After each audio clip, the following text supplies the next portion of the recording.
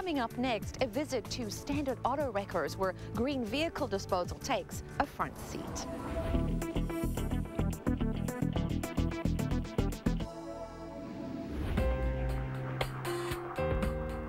Green vehicle disposal basically involves handling a vehicle in the most appropriate manner. We kind of coined the phrase green vehicle disposal because we wanted to educate the public. And what we've done is created a campaign with like-minded auto recyclers throughout North America, whereby we kind of work together to learn the best practices in the end-of-life cycle of a vehicle. The recycling of vehicles is so important.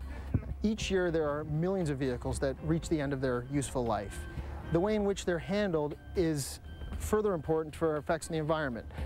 What auto recyclers do is play an important role in making sure that these vehicles get handled properly, and also, moreover than just the recycling end of it, in the reduce, reuse, recycle equation is the reusing of the parts. And what we're able to do is offer parts to the public at a significant cost savings, and we try and highlight the pro-environmental benefits of reusing a product as opposed to just using all of our energy and effort and natural resources to make new parts and so forth.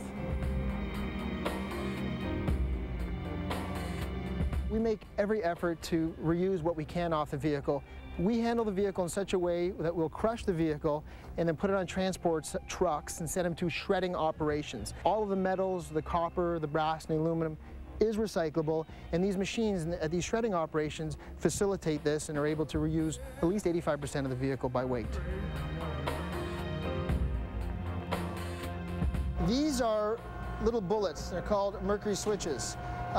They're found inside the vehicles and used for purposes like convenience lighting.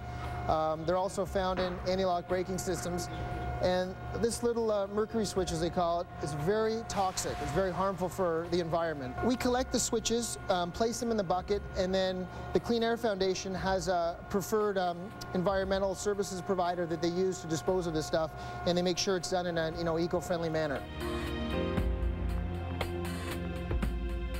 Right now we're in an area where we store all the fluids. So we have the tow tanks worth of oil and filled with gasoline, and what we do is we accumulate all these oils and so forth, and then we reuse them in our oil burning furnaces that are specially designed to run on used motor oil. So predominantly we store up on all this oil in the summer, and in the winter we use it in our furnaces. Jose's working on here is a 2008 Nissan Sentra. This is a vehicle that was smashed in the rear, written off by the insurance industry because cost to repair, may have exceeded the value of the vehicle, or maybe the customer didn't want it back. It's, there's various reasons. And what we do here is we identify all the parts that are good, that didn't get damaged in the accident, that we feel there's going to be demand for, because most of these parts are still under warranty. If very low kilometer vehicles, we'll take the motor out, the transmission out, and all the various parts. Jose will take them out and put them all on the shelf.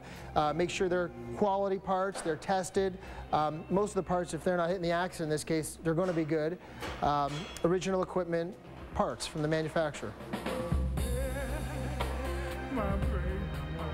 We are one of the few industries that in the recycling business that has no government subsidy. We're not funded by any outside sources. We all have to self-sustain ourselves in order to make a profit.